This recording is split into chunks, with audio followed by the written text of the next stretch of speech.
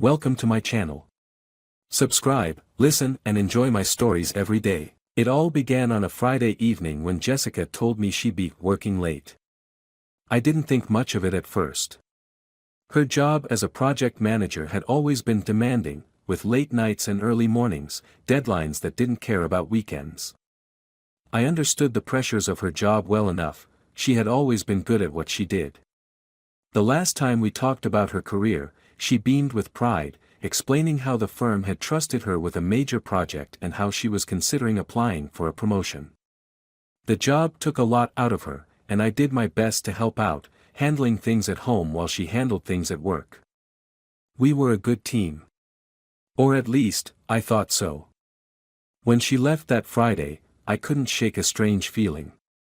As she stood by the door, gathering her things and double-checking that her work laptop was in her bag, I asked if she'd be home for dinner. She barely looked up, muttering, "Don't wait up," before breezing out the door. It was as if she'd become a shadow, there but unreachable. Her words were hollow, the warmth missing from her goodbye.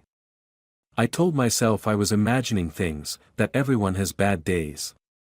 But as I watched her taillights fade down the street, the feeling lingered. I spent the rest of the evening distracted.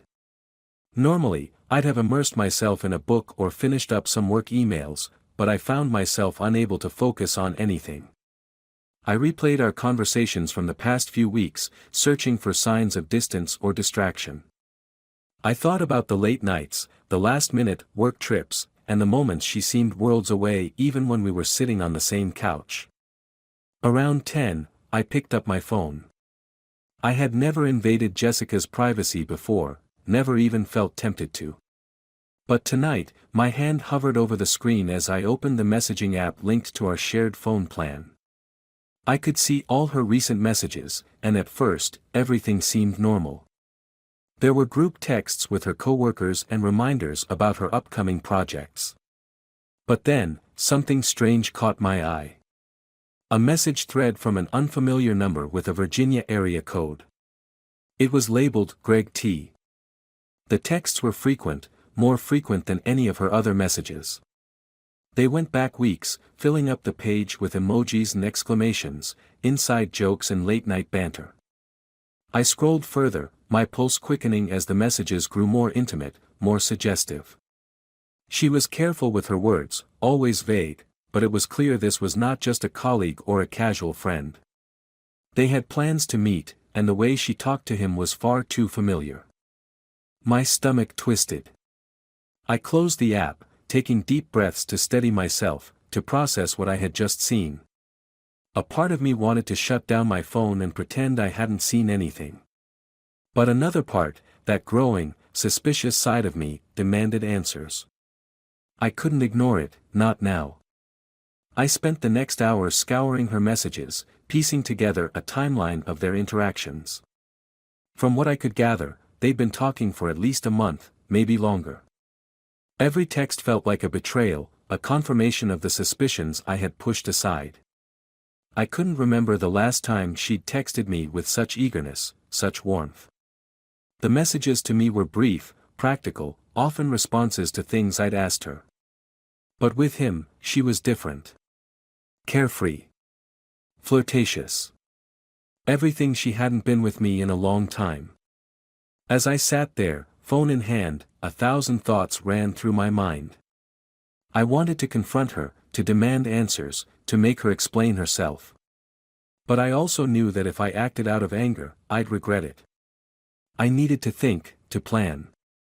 I couldn't go in blind. The next morning, I was up before dawn, barely able to sleep after what I'd discovered. She came home late, slipping quietly into bed as if nothing were wrong, and I pretended to be asleep. When she woke up, I acted as though nothing had changed. I made us breakfast, asked her about her day, and listened to her as she talked about her work, the important project that was apparently taking up all her time. She played her part well, and for a moment, I almost believed her. But I knew better now. Over the next few days, I became a quiet observer, carefully watching every move she made. She left her work phone at home once, charging on the nightstand. I tried to ignore it, telling myself that I wasn't the kind of man who went through his wife's things. But that night, curiosity won. I unlocked the phone and found another set of messages between her and Greg. This time, their plans were more concrete. They were meeting at a hotel next weekend for what they both referred to as a much-needed break. My hands shook as I read the messages, a deep, icy anger settling in my chest. I didn't just feel betrayed, I felt humiliated. I had given her everything, trusted her without question, and she had repaid me with lies. That weekend, she mentioned another work trip. She seemed almost nonchalant about it, as if she believed I'd buy her story without question. I didn't let on that I knew the truth. Instead, I encouraged her, told her I understood how demanding her job was and that I'd be here when she got back. Her smile was all the confirmation I needed. She had no idea I was onto her. When she left, I watched her car pull out of the driveway, my resolve hardening with every mile she drove away. I grabbed my keys, determined to see this through. I knew where she would be, the hotel where she and Greg had planned their little getaway. The drive was tense, my knuckles white as I gripped the steering wheel. I was determined to face the truth head-on, to see them with my own eyes. When I arrived at the hotel, I found a discreet spot in the parking lot, watching as couples and families strolled in and out, oblivious to my presence. I waited for what felt like hours, scanning the lobby until I saw them, Jessica and Greg, hand in hand, laughing like they hadn't a care in the world. She looked happier than I'd seen her in years, and the sight of it was like a slap to the face. I pulled out my phone, snapping a few photos. I needed proof, not for anyone else, but for me, to remind myself that this wasn't some terrible dream. That she had chosen him, that she was willing to betray me so easily. When they disappeared inside, I stayed in my car, the anger slowly giving way to a sick sort of satisfaction. I finally knew the truth. And now, I could take control. That evening, when she came home, I was sitting at the kitchen table, a cup of coffee in hand. She walked in, clearly exhausted but trying to mask it with a fake smile. I could see her mind racing, trying to recall the excuses she had rehearsed for when she returned. "Welcome home, Jess," I said calmly. She froze, looking at me with a hint of unease, like she sensed something was wrong. "I was thinking we should talk," I continued, sliding my phone across the table, letting the screen light up with the photos of her and Greg. Her face went pale as she stared at the images, and for the first time, I saw a flicker of panic in her eyes. Jessica stared at the photos, her face a strange mix of shock and fear. I could almost see her mind spinning, scrambling for an explanation that might save her. But words failed her. After what felt like an eternity, she looked up, her mouth opening as if to speak, but nothing came out. I let the silence hang between us, heavy and loaded. "So, this is the real reason you've been working late," I said, keeping my voice steady. She took a shaky breath. I can explain." I raised an eyebrow, inviting her to try. I wasn't interested in hearing her excuses, I already knew the truth. But I wanted to see how far she'd go to cover her tracks. For the past few days, I'd been haunted by the betrayal, by her laughter and whispers with another man, by the way she had looked at him, happy, carefree, as if I had never existed. Now I wanted her to face the truth as much as I had to. "All right, Jessica," I said, leaning back in my chair. "Go on. Explain." She looked away, her cheeks flushed. "I didn't mean for it to happen. Greg, he's just a friend, but things got out of hand. It was a mistake." I clenched my jaw. A mistake? So, the messages, the hotel plans, the weekend trip, those were all just mistakes. Her gaze dropped to the floor. "I don't know how to explain it. Things have been hard between us. I thought maybe you didn't care anymore." I felt a surge of anger rise in my chest. This wasn't about me, but here she was, trying to shift the blame. "So, it's my fault you decided to sneak around behind my back." Jessica's eyes filled with tears, and for a moment, I almost felt a pang of sympathy. Almost. She reached for my hand, but I pulled it away, and she looked like I'd slapped her. "Please, just let me explain," she said, her voice breaking. "I never wanted to hurt you. It got complicated." "Complicated?" I let out a harsh laugh. "You lied to me, Jessica. Over and over again. Do you have any idea how that feels?" Her tears fell freely now, but I couldn't find it in me to care. All the warmth and love I'd felt for her were drowned in a cold anger that had taken over. She sat there, sobbing, and for the first time in our marriage, I felt completely disconnected from her. "Why Greg?" I finally asked, my voice low. "Out of all people, why him?" She wiped her tears, looking down at her hands. "It wasn't about him," she whispered. I was lonely. I felt like we drifted apart, like you were too busy for me." "That's it?" I asked, incredulous. "You were lonely, so you ran into another man's arms." She flinched at my words, but I didn't stop. I needed her to understand the weight of what she'd done. For years, I'd worked hard to provide for us, to build a life where she'd feel secure and loved.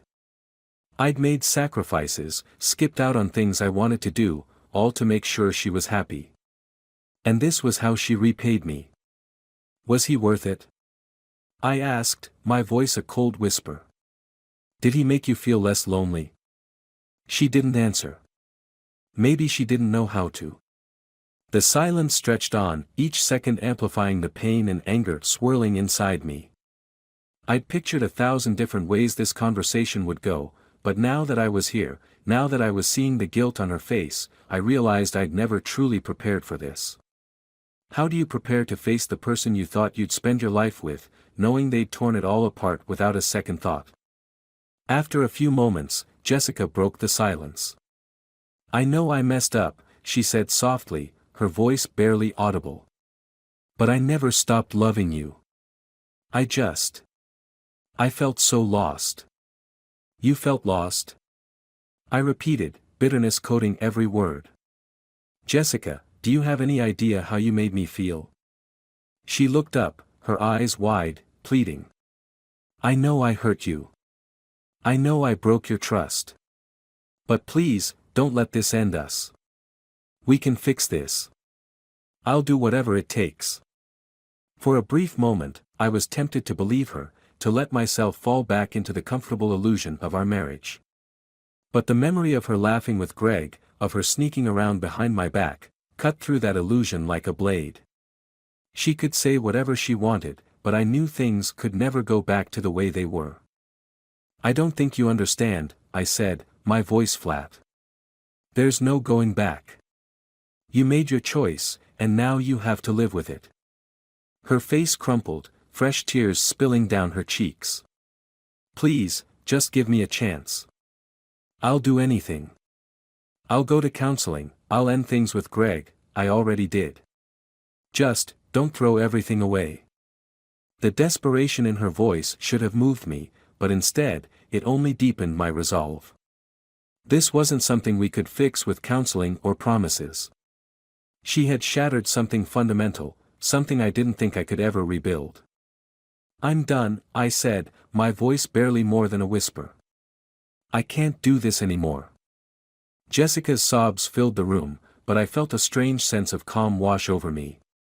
It was as if all the hurt and anger had finally settled, leaving only a cold certainty. I was done being the fool, the one who trusted too easily, the one who gave everything without asking for anything in return.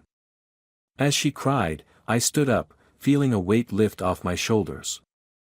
I'd spent too long pretending everything was fine, ignoring the cracks in our marriage, hoping that things would magically get better. But now, I was free. I walked to the door, grabbing my keys off the counter. "I'm leaving," I said, turning to face her one last time. "I'll be back for my things later." She looked up, her eyes wide with shock. "Where are you going?" I shrugged, feeling strangely detached. Anywhere but here. With that, I walked out, leaving her sobbing on the kitchen floor. The weight of the door closing behind me felt like a final, irrevocable end. For the first time in years, I felt like I could breathe again. The door clicked shut behind me, but the echoes of Jessica's pleading lingered in my mind as I stepped into the brisk night air. My hands trembled as I fumbled with my keys, heart racing with anger and relief. I'd done it, I'd walked out, left her there with all the pieces of the life she'd shattered. But what came next? The familiar sights of our neighborhood flashed by as I drove aimlessly, letting the dark streets swallow me up. I didn't have a plan. I wasn't ready to start telling family and friends what had happened, wasn't ready to face questions and judgments. All I knew was that I couldn't stay in that house, not with Jessica, not with the ghost of our ruined life lingering in every corner. I found myself at a quiet bar just off the highway. It was a place I'd been to once or twice with friends, one of those unremarkable dive bars with vinyl booths and dim lights. I slipped inside, thankful that it was nearly empty, and ordered a drink. As I sat down at the bar, I felt the enormity of it all catch up to me. My marriage was over. The life I'd built was gone, destroyed in the span of a few weeks by a man I barely knew and a woman I thought I knew better than anyone. I took a long drink, letting the burn steady me, dull the edges of my anger. The bartender slid another drink my way, eyeing me with quiet understanding. "Rough night?" he asked, his voice low and non-intrusive, like he was used to strangers sharing secrets. "You could say that," I replied. The words felt heavy, strange on my tongue. I wasn't used to sharing this kind of thing with anyone. I'd always been the one people turned to with their problems, the guy who listened, who offered advice and a shoulder to lean on. But tonight, that wasn't who I was. "Women troubles?" he asked, his gaze still focused on cleaning the glass in his hand. I let out a hollow laugh. "You have no idea." He nodded, an unspoken understanding in his eyes. Maybe he did know. After all, he'd probably seen it all before, a guy like me, sitting alone at a bar late at night, nursing a drink and the broken pieces of his life. "You here for advice, or just the whiskey?" he asked. I shook my head. "I don't know what I'm here for." He didn't press further, just poured another glass and left me to my thoughts. I watched the amber liquid swirl in the glass, letting my mind drift. It was strange how quickly things had fallen apart. Just a few weeks ago, I'd been blissfully unaware, going through life with the certainty that my marriage was solid, that Jessica and I would grow old together. Now, that vision felt like a cruel joke, something I'd bought into only to be left empty-handed. I don't know how long I sat there, lost in thought. At some point, I checked my phone, half expecting to see a flood of messages from Jessica, maybe a voicemail begging me to come home, to forgive her. But there was nothing. Silence. I wasn't sure if that made me feel better or worse. After a while, I paid my tab and left, unsure where to go next. My parents lived across town, but the thought of explaining all this to them was unbearable. I could stay with a friend, maybe crash on someone's couch, but even that felt too intimate. I didn't want to talk to anyone, didn't want to answer questions or deal with their sympathy. I just wanted to be alone, to think, to breathe. I ended up at a hotel off the interstate, one of those bland, corporate chains with scratchy bed sheets and impersonal decor. It was perfect. I checked in, ignoring the receptionist's polite chatter, and headed straight to my room. The door closed behind me with a quiet click, and I collapsed onto the bed, the weight of everything finally settling in. Lying there in the silence, I let myself imagine what life would be like now. Divorce. Splitting up assets, the inevitable arguments over who got what. All the people who'd find out, the gossip and pitying looks. But worse than all of that was the thought of facing the future alone, of starting over from scratch. I'd put everything I had into my marriage, into building a life with Jessica. Now, all of it felt like ashes in my hands. I must have fallen asleep at some point because when I woke up, the room was filled with the pale light of dawn. I sat up, groggy, my head throbbing from last night's whiskey. For a moment, I considered calling Jessica, if only to tell her I'd be coming by to get my things. But the thought of hearing her voice again, of letting her back into my head, was too much. Instead, I ordered a coffee from the hotel cafe, sipping it slowly as I watched the sunrise through the window. The world looked the same as it always had, quiet, calm, indifferent. But everything had changed.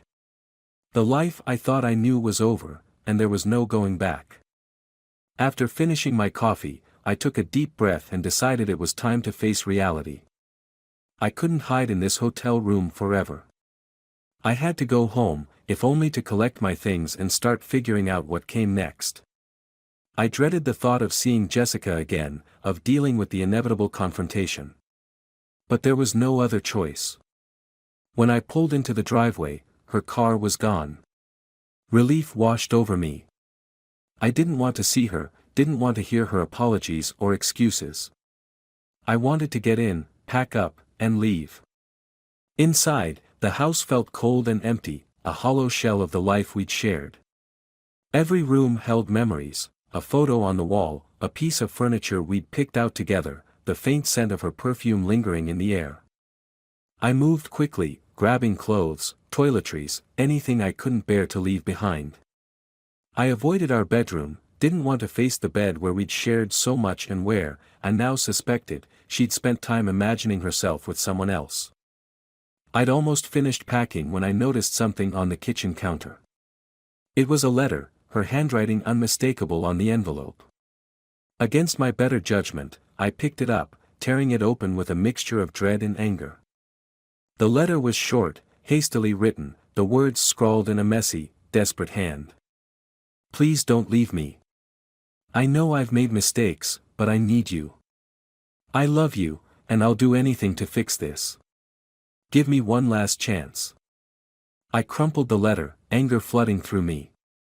How dare she ask for another chance after everything she'd done? How could she claim to love me while betraying me in the worst possible way? But as I stood there, fists clenched, I realized something. I didn't feel anger as strongly as I thought I would.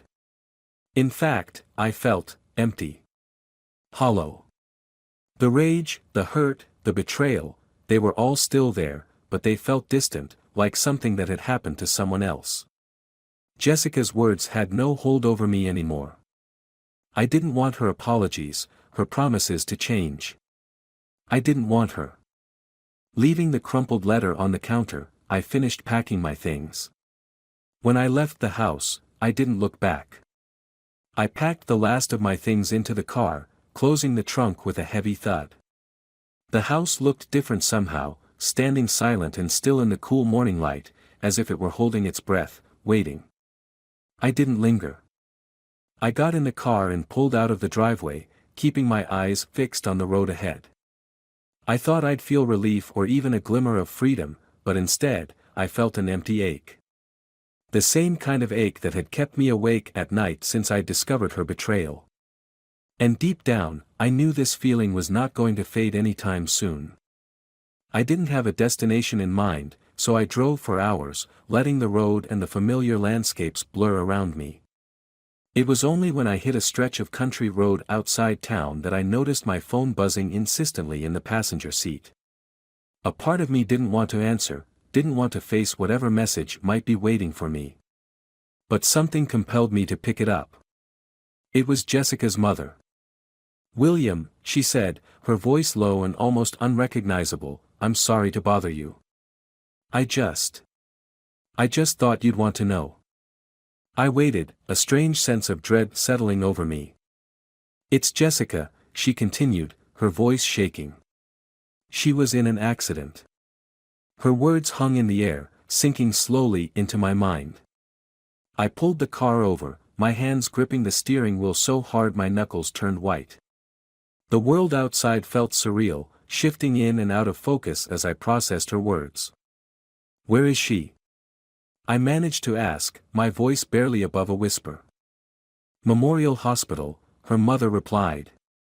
They're not sure she's going to make it." I sat there, numb, as the silence pressed in around me. Part of me wanted to turn the car around, to race to the hospital and be by her side. But another part, that cold, angry part that had been growing in me for weeks, held me back. She betrayed me, shattered my heart, made me question everything I thought I knew. Why should I be the one to go to her now? Yet, as the seconds passed, I felt the anger start to fade, replaced by something raw and terrible. It wasn't forgiveness, exactly. It was something else, a desperate need to see her one last time. Whether I wanted to or not, some part of me still loved her. Despite everything, some part of me still needed her. I turned the car around and drove back into town, the miles stretching endlessly. By the time I reached the hospital, my hands were shaking. The sterile, fluorescent-lit lobby felt oppressive, filled with the murmur of voices and the faint scent of antiseptic. I approached the front desk, heart pounding, as I asked for her room. When I finally entered, I was unprepared for the sight before me. Jessica lay still on the hospital bed, tubes and wires snaking around her, her face pale and bruised. The beeping of machines filled the room, a steady, rhythmic reminder of how fragile life really was. Her eyes were closed, her breathing shallow. She looked almost peaceful, as if she were simply sleeping. I took a shaky breath and moved closer, my mind racing with everything I wanted to say to her, all the things I wished I'd said before things had fallen apart. But as I stood there, the words faded. Instead, I reached for her hand, squeezing it gently, hoping, praying, that she could feel me, that she knew I was here. After what felt like an eternity, her eyelids fluttered open, and she looked up at me, confusion flickering in her gaze before recognition settled in.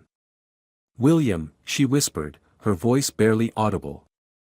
I nodded, forcing a smile. "I'm here."